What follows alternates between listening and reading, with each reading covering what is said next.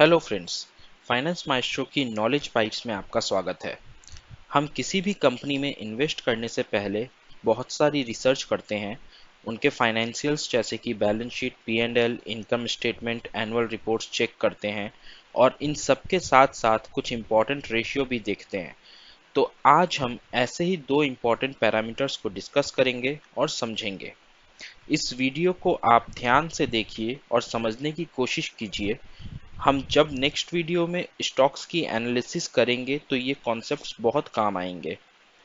अगर आपको एक बार में समझ ना आए तो वीडियो को 2-3 बार देखें और अगर कोई डाउट्स हो तो हमें कमेंट्स करके बताइए, हम उसे सॉल्व करने की कोशिश करेंगे। हमारा पहला पैरामीटर है EPS, यानी कि अर्निंग्स पर शेयर। इसका मतलब ये होता है कि एक शेयर के अगेंस्ट में कंपनी ने कितना इनकम जनरेट किया है। अब इसे एक एग्जाम्पल की हेल्प से समझने की कोशिश करते हैं। सपोज आपने एक कंपनी ओपन की है और इस कंपनी के 1000 शेयर्स मार्केट में आपने फ्लोट कर दिए और पर शेयर का कॉस्ट है 10 रुपीज। और एक साल में या एक क्वार्टर में आपने करीबन 2000 रुपए की अर्निंग जनरेट की है। तो अर्निंग पर शेयर का मतलब ये होगा कि आपने जो एक क्वार्टर में अर्निंग की है यानी कि 2000 रुपए divided by total number of shares जितने आपने मार्केट में फ्लोट किए थे, यानी ₹2000 बाई 1000 यानी कि 2 रुपए। अर्निंग पर शेयर 2 रुपए आए। इसका मतलब एक शेयर के अगेंस्ट में कंपनी ने 2 रुपए जनरेट किए हैं या 2 रुपए का रेवेन्यू जनरेट किया है। अगर आपको ये कंसेप्ट क्लियर हुआ तो प्लीज इस वीडियो को एक लाइक कर दीजिए। इससे हमें ये पता चलेगा आपको हमारे एक्सप्लेनेशन समझ में आ रहे हैं। यदि डाउट हो तो प्लीज कमेंट करिए। अब चलिए हम अपना नेक्स्ट पैरामीटर देखते हैं, जो कि है price to earning ratio. P ratio company के स्टॉक प्राइस को उसके अर्निंग के साथ कंपेयर करता है और हमें ये समझाने में हेल्प करता है कि उस कंपनी का शेयर अभी ओवर प्राइस्ड है, जेन्युइन प्राइस पे है या अंडर प्राइस्ड है। अब हम पी रेशियो का भी एक एग्जाम्पल देख लेते हैं।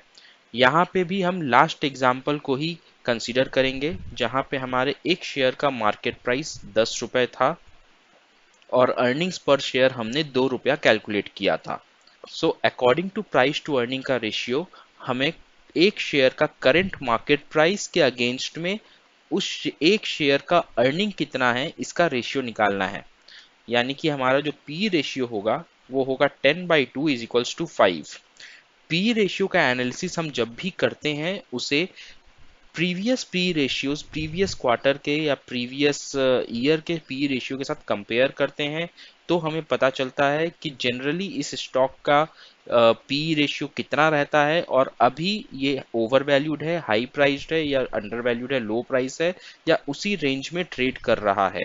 अगर किसी स्टॉक का पी रेशियो ओवर वैल्यूड होता है, यदि अगर मान लीजिए अगर लास्ट क्वार्टर में किसी स्टॉक का पी रेशियो 20 चल रहा था और अभी वो 40 चल रहा है, तो इसका मतलब ये है कि ये स्टॉक अभी ओवर प्राइस्ड है। क्योंकि पी रेशियो का वैल्यू तभी बढ़ेगा जब स्टॉक प्राइस बढ़ेगा और ये जो प्रॉफिट है ये प्रॉफिट कांस्टेंट रहेगा या उस रेशियो से नहीं बढ़ेगा जिस रेशियो से स्टॉक प्राइस बढ़ रहा है। अगर किसी स्टॉक का प्राइस और उस स्टॉक की, उस कंपनी की अर्निंग सेम रेशियो में बढ़ती है, मतलब अगर ये 50% बढ़ा तो ये भी अगर 50% बढ़ा, इन दैट केस हमारा पी रेशियो जो है वो कंसिस्टेंट रहेगा, 5 ही आएगा या 6 उसी के आसपास रहेगा। लेकिन अगर कोई भी चीज थोड़ा ऊपर नीचे हुआ, यानी ये अगर 50% से बढ़ रहा है या स्टॉक प्राइस अगर 50% से बढ़ रहा है लेकिन कंपनी की परफॉर्मेंस, कंपनी की रेवेन्यू 10% से बढ़ रही है, तो ये जो पी रेशियो है ये ऊपर की तरफ चला जाएगा, पी रेशियो बढ़ जाएगा, जिससे हमें ये पता चलेगा कि ये स्टॉक ओवर वैल्यूड हो चुका है।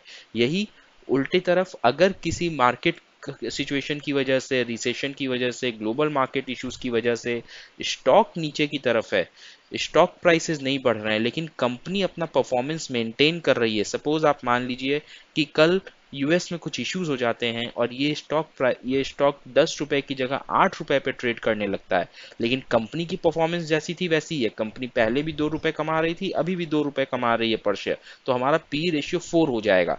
इन दैट केस हम ये बोल सकते हैं कि ये स्टॉक अभी सस्ते में मिल रहा है, और इस कंपनी की अगर फंडामेंटल्स स्ट्रांग है तो ये हमेशा हमारा बाइंग रिकमेंडेशन, बाइंग स्टॉक रहेगा। हम उम्मीद करते हैं कि आपको ये दोनों ही पैरामीटर समझ में आए होंगे। यदि आपको इसमें कुछ भी समझ में नहीं आया है तो प्लीज़ हमें कमेंट करके बताइए, हम उसे आपको लिए सॉल्व करने की, आंसर करने की कोशिश करेंगे। चलिए मिलते हैं अगले वीडियो में, हम फिर से कुछ ऐसे ही इम्पोर्टेंट पैरामीटर्स के साथ आपके सामने हाजिर होंगे। तब तक के लिए सुरक्षित रहिए, अपना बहुत ख्याल रखिए। जय हिंद, जय भारत।